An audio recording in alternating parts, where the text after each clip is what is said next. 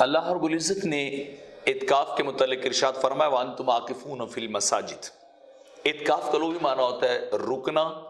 اور شرعاً روزے کے ساتھ انسان کا، مرد کا مسجد کے اندر رکنا، اور رفث اور دیگر فسوق اور اس طرح کی چیزیں جو روزے اور اعتکاف کے منافی ہو ان سے رک جانا۔ مسجد کے اندر ٹھہرنے کی شرط یہ مردوں کے لیے ہے، اور عورتیں جو ہے اپنے گھر کے اندر ہی کسی علیحدہ جگہ پہ جس کو سیپریٹ کیا جائے گا، مخصوص فکس کر لیا جائے گا اعتکاف کے لیے، وہاں جو ہے وہ ٹھہریں گی۔ پھر اعتکاف کی 3 قسمیں ہیں۔ اعتکاف واجب کہ کوئی انسان جو ہے منت مانے گا اگر میری اللہ یہ آرزو پوری کرے، یہ کام میرا ہو جائے تو میں اتنے دن جو ہے وہ اعتکاف جو ہے وہ کروں گا۔ اور دوسرا ہے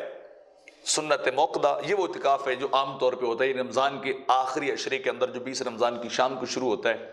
اور رمضان کے اختتام تک جو ہے وہ جاری رہتا ہے۔ اور تیسری قسم ہے نفلی اعتکاف، وہ یہ کہ آپ چند گھنٹوں کے لیے، چند دنوں کے لیے، کتنے مخصوص وقت کے لیے جو آپ جب تک آپ چاہتے ہیں وہ اپنے آپ کو مسجد کے اندر اللہ کی رضا کے لیے جو ہے وہ روک لینا، اس کو جو ہے وہ اعتکاف کہتے ہیں۔